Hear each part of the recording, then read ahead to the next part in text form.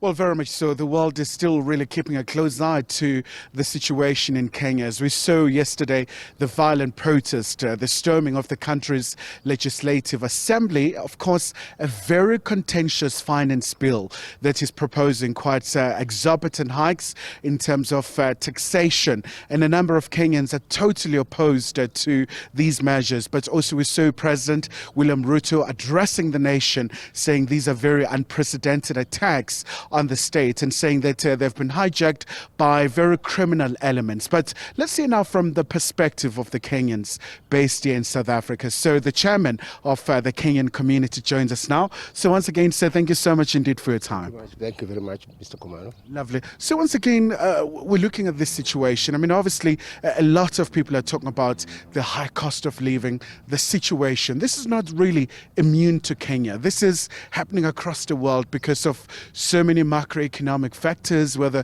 you're looking at what's happening in Ukraine and many other factors. But what are the Kenyans in South Africa saying? I don't think there's any Kenyan in South Africa or anywhere else in the world that is supporting this bill. So I think we're all saying no to the bill. That's exactly what Kenyans in South Africa are saying, no to the bill. And obviously, you gauge the sentiment in Kenya. Former President, for example, Uhuru Kenyatta said the government should listen to the people. After all, these are elected representatives of the Kenyans, so they should speak to the people. Yeah, I think this is the gist of the whole thing. It's not just the bill, it's the spirit of the bill. It's how the bill was crafted, how it came to be. And there's a lesson that the government needs to learn here. They're dealing with Gen Z, the Generation Z. And this generation, they're young people that are globalized, they are learned, they are schooled, they will ask questions. You are not going to force anything down their throats. And this is what the government needs to understand. It's a completely different breed of people that they are dealing with, and they will not force things into them. So the issue here is how the government is being run, is how the bill was developed. There was no consultation, there was no transparency, and these are the things that this generation is asking. They're asking for transparency, they're asking for openness, they want to be consulted. So that's why they're saying, don't just amend. The way you started it, the way you're doing it, it's different. And this is something that the government needs to now learn. Kenya is a very young country. 75% of our population is below 35. And the president and his age mates, who are us, we form like 6%. We need to learn that we're dealing with very, very different people. Even you guys, if you have young kids, you have the Gen Z in your house, or you have even the alphas. These guys, you're not going to force things into them. Even in your own house, you're having to negotiate with them. In your own house, you're having to negotiate with this generation. So the government needs to understand that this is a very globalized generation, and they're not going to handle things the way they have been handling. If you look at what happened in Nairobi, it was very peaceful. It was very peaceful. It is actually the police that started the violence. It's the police that started rioting. It's not these kids, it's the police. So yeah, they need to learn these things.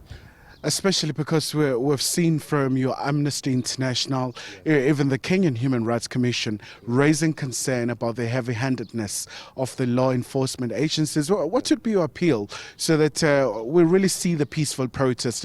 And also we saw from the UN Secretary General, Antonio Guterres, also echoing the very same sentiments. I think the president needs to listen.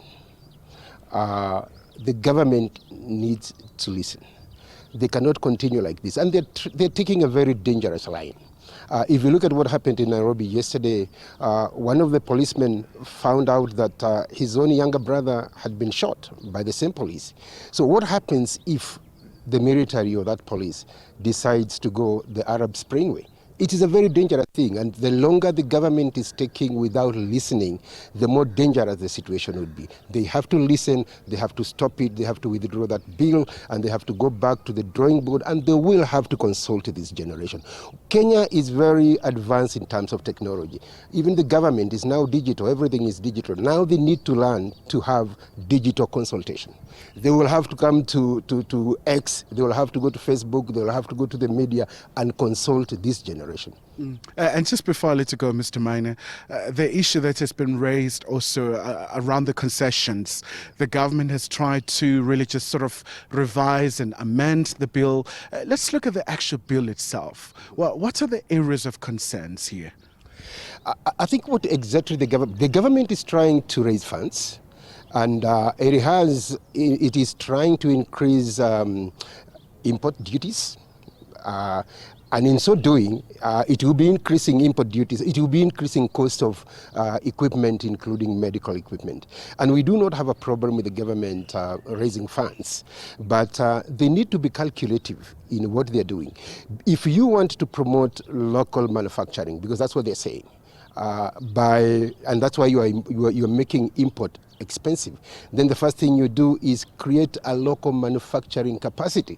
Like when South Africa says you cannot bring second-hand cars because you can't bring into South Africa, South Africa has created a motor vehicle manufacturing industry. So they have nurtured that. You cannot say we are not going to import food when people don't have food to eat. So they must first create an enabling manufacturing environment before you can start saying, no, we don't want you to import things, and so we are going to make things expensive.